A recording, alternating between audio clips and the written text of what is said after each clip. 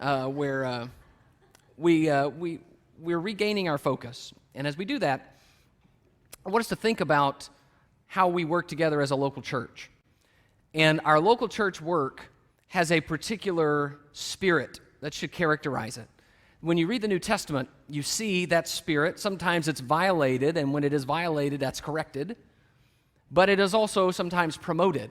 And I want you to see from a text like in Ephesians 4 what that's supposed to look like, and then us to begin to think about our own personal stake in what we do as a group. Ephesians 4 and verse 1 says, that I, therefore, a prisoner for the Lord, urge you to walk in a manner worthy of the calling to which you have been called, with all humility and gentleness, with patience, bearing with one another in love, eager to maintain the unity of the Spirit in the bond of peace. So, maintain the unity of the Spirit, he says, in the bond of peace. Paul wants Christians to stay together. It's a lot like what we talked about yesterday. Jesus wants marriages to stay together. Paul wants Christians to stay together, to have unity, and that to be bound together in peace. Unity is a huge priority in the New Testament. Unity in local churches is a priority for Jesus. It's a priority for the apostles, particularly Paul as he goes to all of these different places. He makes new disciples, and then he brings them together in a local church, and then he encourages them in statements like these. You keep the unity of the Spirit in the bond of peace. I believe it's what Jesus was talking about when he uttered this prayer. I do not ask for these only, but also for those who will believe in me through their word, that they may all be one, just as you, Father, are in me and I in you, that they may also be in us, so that the world may believe that you sent me. I mean, it's a powerful idea that Jesus prayed for you and me to be one, and that Jesus said, that's how the world will know that I came from the Father, is by our unity, our willingness to work together.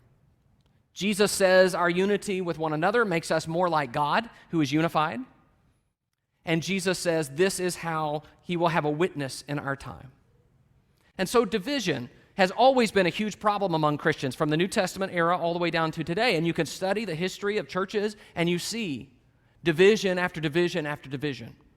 But the danger in that is that very often we tend to think of division and unity as things that happen above our heads. Sort of like the federal government. Like the federal government will do things, and they might affect us in some way, but we don't really feel like we have an intimate say in the federal government. So, we just kind of go along and live our lives and say, well, wish the government would do X or Y, but don't really have any hope of that. And it seems to me that we sometimes address unity and division in the same way. You know, I wish we could be unified, but I mean, there's all these denominations out there. All these people who teach all these different things. I mean, what can we do? You know, we'd like to be unified, but it seems so impossible. But I want you to remember that unity and division is an issue in this local church. The local church where I'm a member, we have had intense division. When I was a part of this local church, we often had occasions where people would decide, you know what, I don't want to be here anymore. Maybe that was something that was personal with some other person. Maybe that had to do with they didn't like something the elders did or said. Maybe that had to do with some kind of teaching.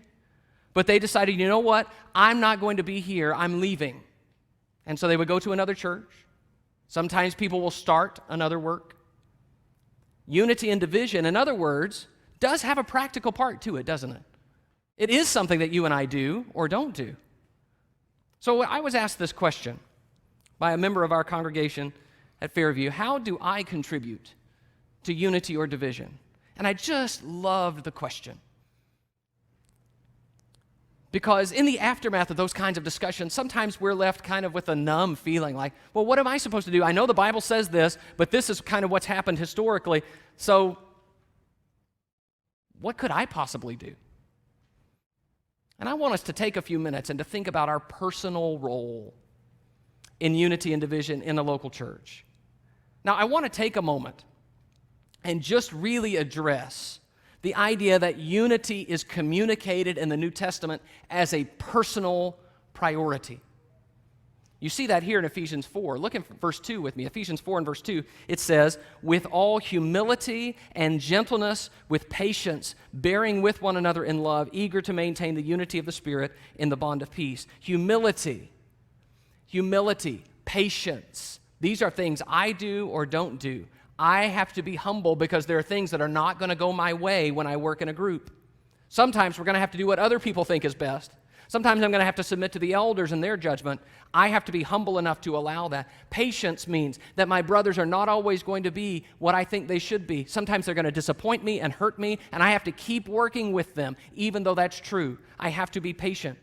He then says in verse 2 that we bear with one another in love. That is an individual responsibility. Each one of us having love for the other then says, I'm going to stick it out with you, even though something bad or negative has happened. In verse 3, it says, eager to maintain the unity of the Spirit and the bond of peace, that I have a passion to get along with you. I want peace, and I am eager for it. I'm going to do my part. So, I want us to see that that is a personal stake that each one of us has in what this local church is going to be and do. And I want you to think about 3 questions that I want us to ask ourselves. And these are questions, we're going to spend some time on them, but this is not the kind of lesson that we're going to be done when this time is up, when we get to 9:40. That's a joke. It's okay to laugh. This is the kind of lesson that I want you to take these 3 questions, and I want you to take them home with you. I want you to think about them. I want you to take them through this week. I want you to think about your relationships with your brothers and sisters, and think about yourself, because these are probing questions. So the first is this: do I cause problems or solve them? I want you to go with me to Romans chapter 16 for a moment. Romans chapter 16. In the New Testament era, there were people who were problem causers. Romans chapter 16 describes some of them. Romans 16 and verse 17 says, I appeal to you, brothers, to watch out for those who cause divisions and create obstacles contrary to the doctrine that you have been taught. Avoid them. For such persons do not serve our Lord Christ, but their own appetites, and by smooth talk and flattery they deceive the hearts of the naive. So some people are problem causers. They cause divisions. And he says, you watch out for those people and you avoid them, knowing that their hearts are corrupt. He says in verse 18, we do not want to be around those kind of people, but even more than that, we don't want to be those kind of people. The people who cause divisions and create obstacles to others. Go with me to Titus chapter 3. Titus 3, Paul talks about that with Titus because Titus is going to be involved with people on the island of Crete in his work, and he needs to know how to handle people who are divisive, who cause problems. Titus 3 and verse 9. Titus 3 and verse 9 says, but avoid foolish controversies, genealogies, dissensions, and quarrels about the law, for they are unprofitable and worthless. As for a person who stirs up division, after warning him once and then twice, have nothing more to do with him, knowing that such a person is warped and sinful, he is self-condemned. So he talks about a person who stirs up division in verse 10, and that person who does it so continually that you can tell him to stop once and he doesn't, and you tell him to stop again and he doesn't, and so he says, all right, then you need to have nothing more to do with him. I want you to notice that he doesn't just say this as if it's a person who one time made a mistake. This is a temperament by which it is a person who becomes defined by this action. He is a troublemaker. And he says, you watch out for them. These are not the only places that this is addressed. This is Jude 19. It is these who cause divisions, worldly people devoid of the Spirit, and in the works of the flesh list in Galatians 5. Now the works of the flesh are evident. He talks about rivalries, dissensions, and divisions. People who are causing discord among brethren. They cause problems. The idea here is of tearing up relationships. The idea here is of conflict following us. Now, sometimes that's a teaching thing, where there is a teaching that is presented that then causes a fracture. And someone pushes the teaching, maybe even by saying, you know what, this is a truth matter, we've got to divide over it, but they cause divisions through the teaching. That's addressed quite often in the New Testament. Sometimes, though, it is a personality or a power thing. I'm thinking about Diotrephes here in 3 John. Who loved to have the preeminence, and so he just basically, this is my paraphrase, ran everybody off who didn't agree with him. Because he wanted to be in charge, and so he forced the division. He made people leave. There are people who cause others to be driven away, and friction follows them. The question is that me? This is hard because we have a really hard time seeing ourselves rightly about this. When there is a problem, what do we say? We say, boy, I sure wish somebody else would quit causing the problem. If that person would just get in line. You know, if my wife would quit being wrong all the time. You know, the boss, if he would just get off my case. And on we go, blaming everybody. Isn't it amazing that we can do that? That we can have friction and conflict follow us in every area of our lives, and it's always somebody else's fault? Wherever we go, whatever we do, if people would just stop acting in such and such a way, then we could have some peace. Am I the one who causes the problems? The flip side of that is the idea of peacemaking, resolving problems. I want you to go with me to 1 Corinthians chapter 6. 1 Corinthians 6.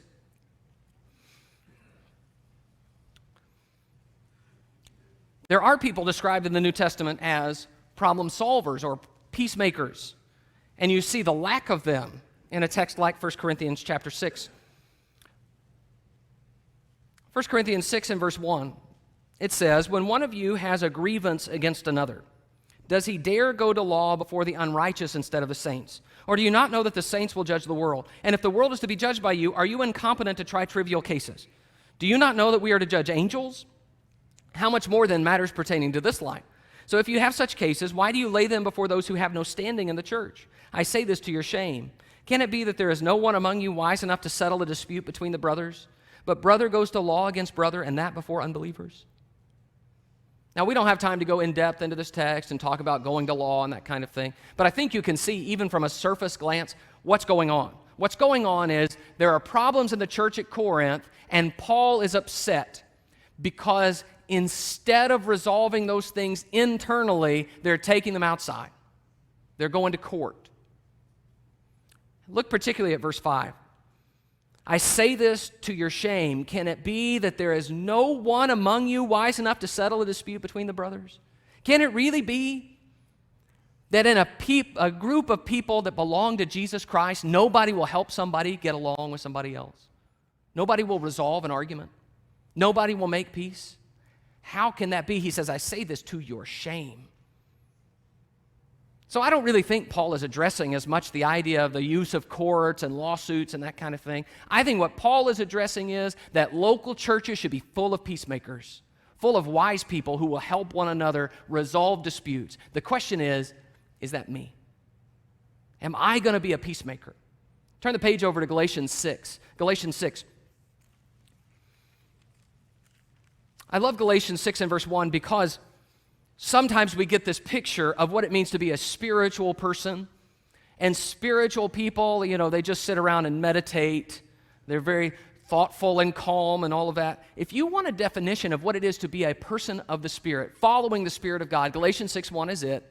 Galatians 6:1 says, brothers, if anyone is caught in any transgression, you who are spiritual should restore him in a spirit of gentleness. Keep watch on yourself, lest you too be tempted. Spiritual people restore those who have struggled and found themselves in sin. That word restore is a beautiful word. It's the word used back in the Gospels of the disciples mending their nets. It means to make something right, to make it whole. So when you see somebody who's involved in sin, you go and you mend them. You bring them back, and you do it in a spirit of gentleness. You think about yourself because you can be tempted too. But you go help resolve the issue. Spiritual people don't cause the problem. Spiritual people solve the problem. That's the point. So conflict is going to happen in a local church. The question is, where do I fit in that? So this is a moment for some honest examination. I hope you'll take it. I hope this won't be the last moment you take with it. Does conflict seem to follow me around? Do I have problems with everybody and everything? Do I have a list of the people who have wronged me, who I'm still mad at? The grudge list? Could it be that I'm the source of the problem? What is my response when I learn of a conflict? When people come to me and say, I've got a problem with so-and-so, how do I respond to that? Because in that instance, I am contributing to unity or division. In that moment, I can either help cause a problem or help solve a problem. Do I join with them in criticizing the other person? Do I side with them and say, yeah, you're right, that person's wrong? Or do I try to fix the problem? I need to remind you of Jesus' instruction that when we have a problem with our brother, we go to him. If your brother sins against you, go and tell him his fault between you and him alone. Matthew 18:15. Or like we read about yesterday in marriage, we talked about it in the context of marriage. If you're bringing your gift to the altar and remember that your brother has something against you, leave your gift before the altar and go be reconciled to your brother. That we need to remember, God wants conflict to end, and God's people will help conflict to end. And that is a personal choice you and I will make in how we deal with other people. Now, sometimes that's going to be hard. Galatians 6:1 is hard. If you've ever been in a situation where you had to go address a brother who's in sin, you know it's hard. And it sometimes seems easier to say, you know what, so-and-so's complaining about this problem, let's just gossip about it. Sometimes it's easier to just say, you know what, I'll just hope that gets swept under the rug. But to resolve conflicts, to make peace, it takes a different kind of spirit. So, do I cause problems or do I solve them? Second, do I criticize or do I encourage? Words have tremendous power. We can change the tone of an entire life by the way we talk to one another and the way others talk to us. How do I use my words? Bible has a lot to say about this, of course. Let's look in Galatians chapter 5. We're here in Galatians 6. Let's turn back to Galatians 5 and verse 13. Galatians 5 and verse 13 says, "For you were called to freedom, brothers, only do not use your freedom as an opportunity for the flesh, but through love serve one another. For the whole law is fulfilled in one word, you shall love your neighbor as yourself. But if you bite and devour one another, watch out that you are not consumed by one another." It's a pretty violent picture, isn't it? Biting and devouring. But what Paul is talking about is, of course, not literal. He's talking about the way we use our words. Have you noticed that almost everything that has to do with church conflict is words? We say we had a fight or we had a split. Really what we mean is words were exchanged. Someone said some things, and so we argued. And here he talks about tearing down, biting, even devouring with our words. Is that me? Am I a critic that way? There also seems to be a connection to jealousy here. A little further in verse 26, he's going to talk about jealousy. And that's an interesting idea to me, that very often criticism springs from jealousy. Very often the things we have to say negative about others really are about insecurities we feel. I'm reminded of the story where Mary takes the ointment and anoints Jesus before he is crucified. And the apostles, led by Judas, criticize her. They scold her. They rebuke her. Why was this wasted? You could have sold the ointment and given it to the poor. The more you learn about that story, though, the more you realize, well, what was going on there is Judas really wanted to take all the money. This is about Judas, not about her. And almost always, when we have criticisms, the criticism says more about the critic than the one being criticized. That's what he's saying. Jealousy becomes the root of criticism. Go with me to 2 Corinthians chapter 12. I want you to see how when words are out of control, it makes a church that no one would want to be a part of. That's what Paul is afraid is happening in Corinth as he writes to them, 2 Corinthians chapter 12.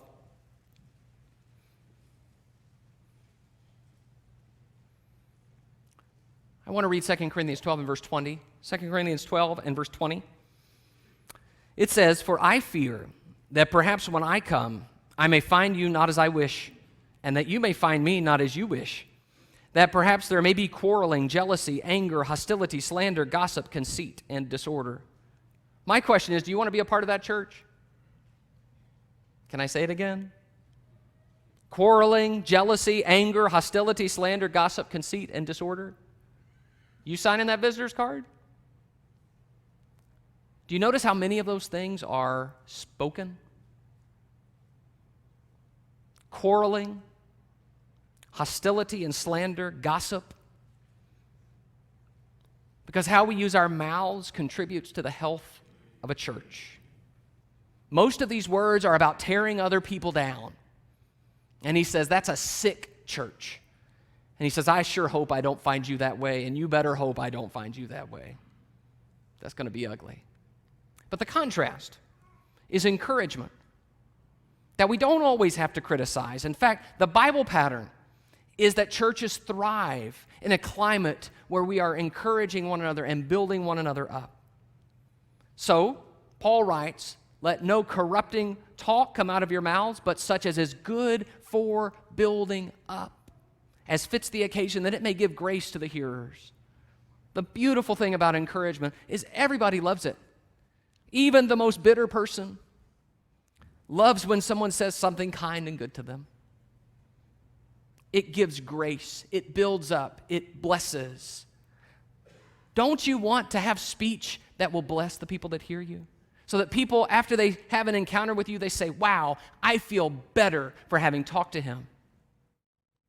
That's a choice we make. So, do I criticize or do I encourage?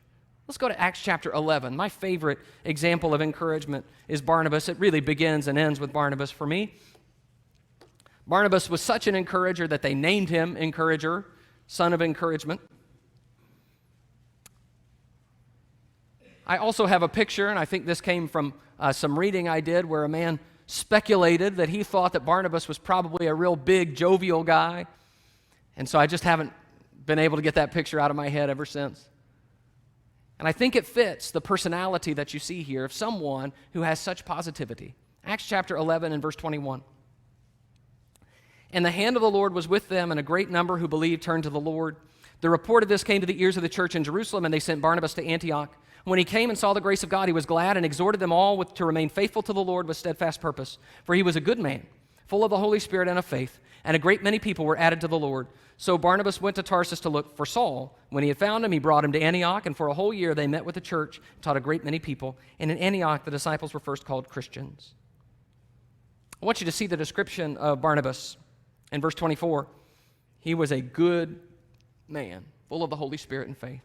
And so what does he do? When he is sent down to this new church in Antioch, he exhorts them, he encourages them. That's what he does. That's who he is. You guys are doing great. This is awesome. Things are going really well. Look at what the Lord's doing. In fact, things are going so great, there's another guy who's also great. I'm going to go get him, and I'm going to bring him here, and we're going to be really great. Who doesn't want to be a part of an environment like that? Is it any surprise to you that the gospel thrives here? They taught a great many people. Tremendous success in Antioch. Tremendous success wherever they go.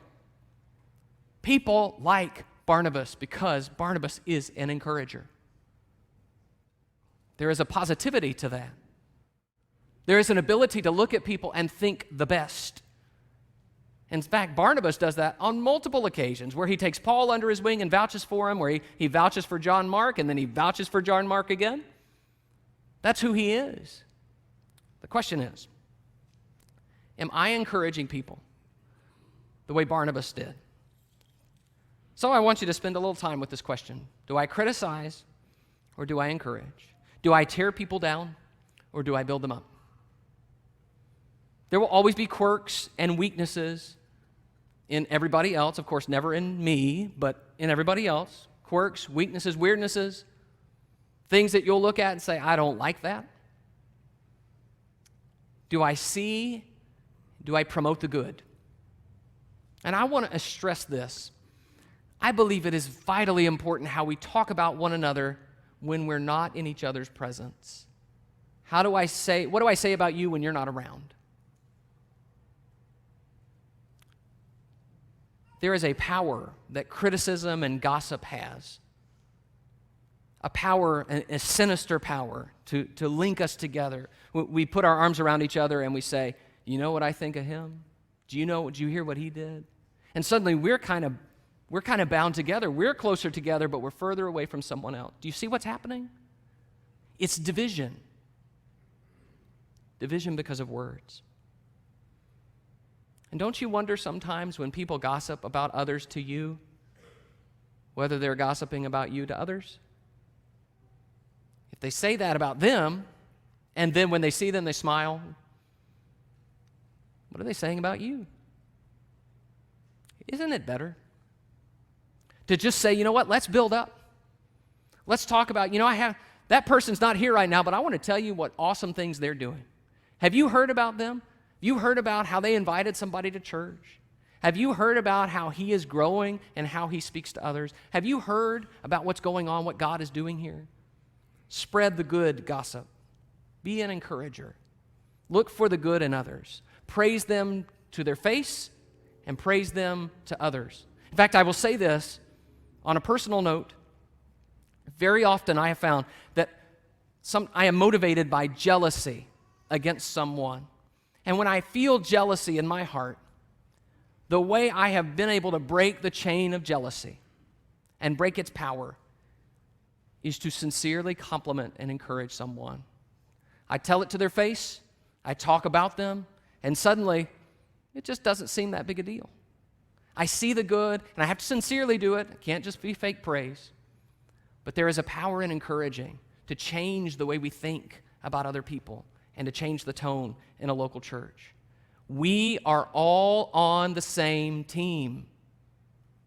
So what kind of teammate am I? Am I tearing everybody down, or am I building everybody up? Third question I want you to consider. Do I keep cliques, or do I reach out? Let's look in 1 Corinthians chapter 1. 1 Corinthians 1.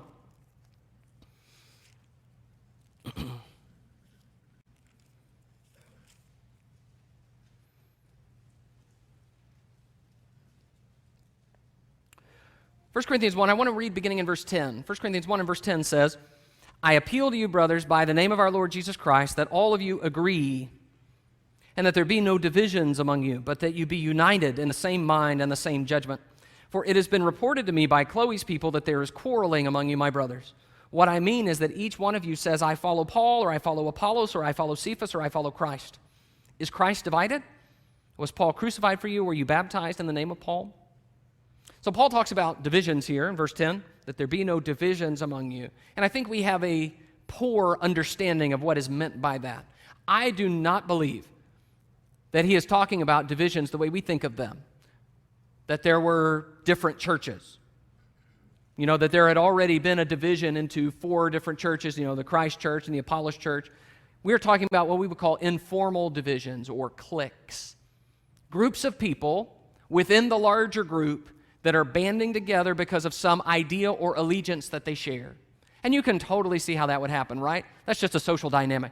We all have people that we more easily connect with, relate to. We have similarities. Maybe that's an age group thing. Maybe that's an interest thing.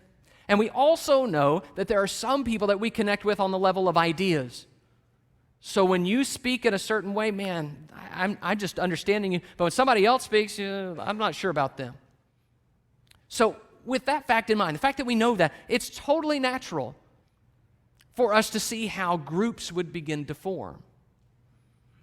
And groups would begin to form on the basis of what kind of teacher we like. That's what Paul is talking about. I am of Paul, or I'm of Cephas, or I'm of Apollos. They all believe in Jesus. It's not that. It's not that we're saying, I don't want to follow Jesus. It's that I just like Jesus presented this way, thought about this way, talked about this way. And man, I just really connect with the people who think like I think. We would call them cliques. And Paul says that's a problem.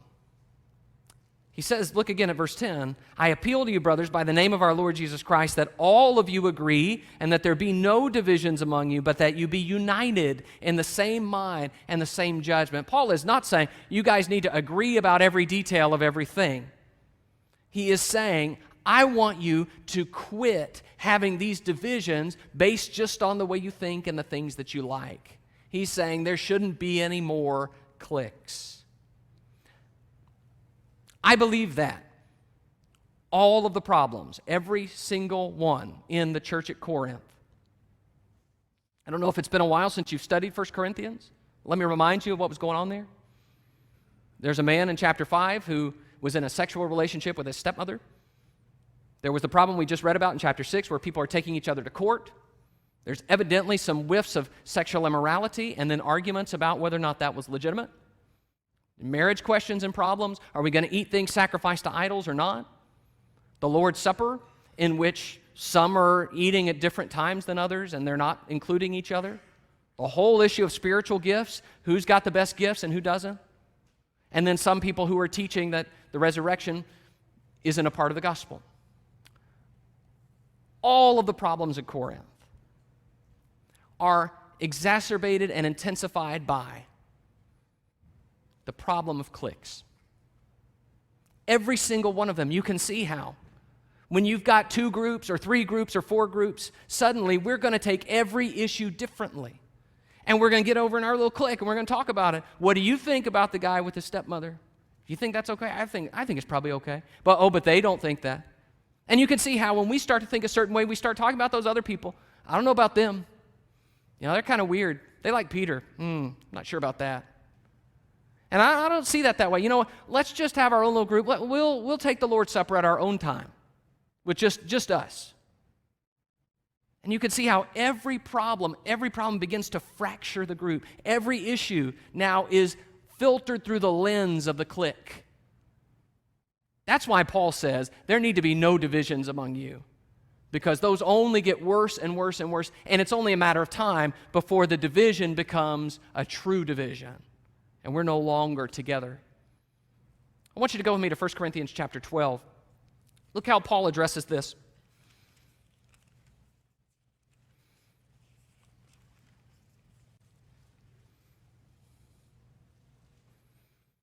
First Corinthians 12 and verse 14. He uses the metaphor of a body, thinking about a body and the group of a local church as a body. 1 Corinthians 12, 14. But the body does not consist of one member, but of many. If the foot should say, because I am not a hand, I do not belong to the body, that would not make it any less a part of the body. And if the ear should say, because I am not an eye, I do not belong to the body, that would not make it any less a part of the body.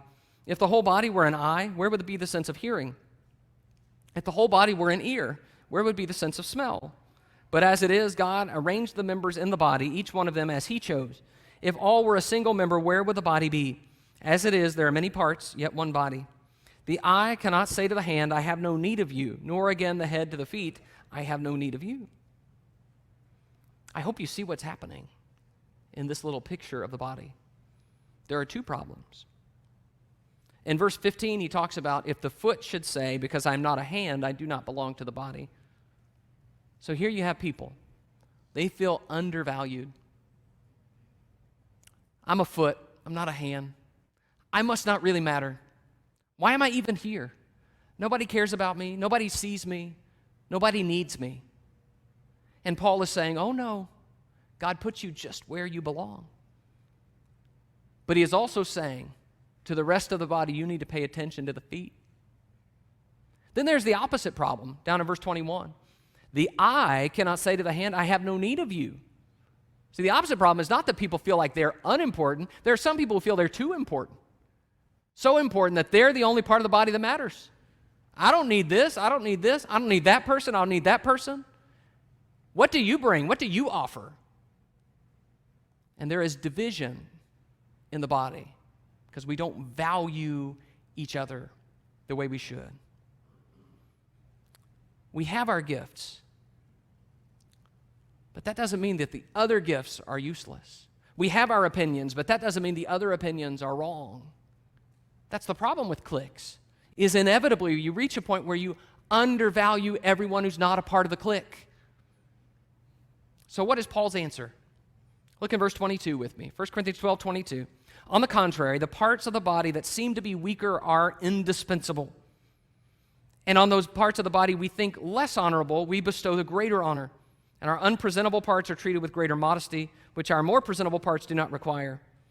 But God so composed the body, giving greater honor to the part that lacked it, that there may be no division in the body, but that the members may have the same care for one another. If one member suffers, all suffer together. If one member is honored, all rejoice together.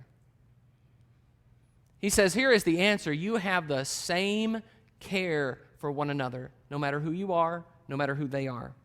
He says that specifically in verse 25, that there be no division, but that you're united in care. There is no unimportant Christian. There is no unimportant church member. Everybody matters the same. If anybody is honored, we all rejoice. If anybody suffers, we all suffer together. That is the vision God has for this local church. That everybody matters, everybody counts. Nobody's better than another. Nobody's more important than another. In other words, there's no need for cliques and the hierarchy they create. So, the question that I want you to chew on is, do I keep cliques or do I reach out? Am I willing to go outside my group to build relationships? Especially, it seems to me that the most important thing to say about this is outside my age bracket. Outside the people who are just my own age and my own life stage. I have found that assumptions are dangerous here. Very often we assume we know people by sight. Maybe we knew somebody like that. We assume we know somebody who's older, they're going to be like this. Somebody who's younger, they're going to be like this. And that hinders us from reaching out across those lines. I can't assume that other people aren't interested in me or aren't interested in the gospel. And maybe it's just like anybody else. I need to learn about them before I can make any judgments about that after all. My encouragement here is that we build bridges between groups, that we don't just isolate ourselves from others. I've been a member of this congregation. I know that there's a large number here. And it is hard to always be in contact and know what's going on with everybody. But there are people in the 6.5 years that I was here that I still regret I wasn't able to reach out to and connect with.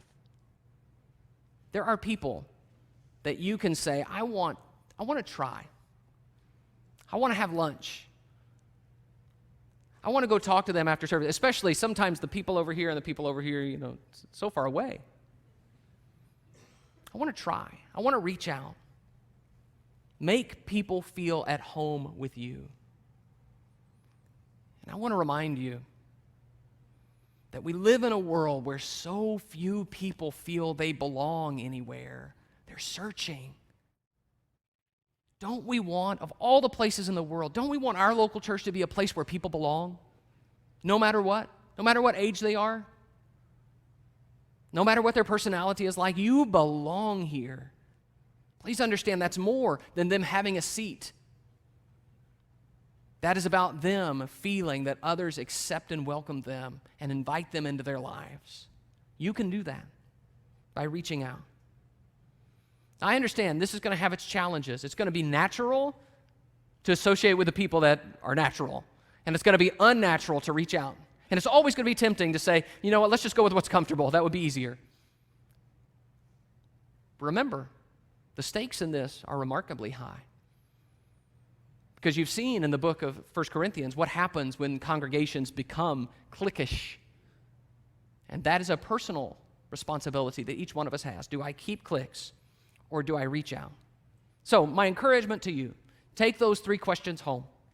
Think about them and chew on them. But it is time for us to take personal accountability for the unity or division in the local church. That is not something that's strictly about big theological words and what happened in the Reformation and all of that stuff. This is about you and me and how we live before God. I appreciate your attention this morning.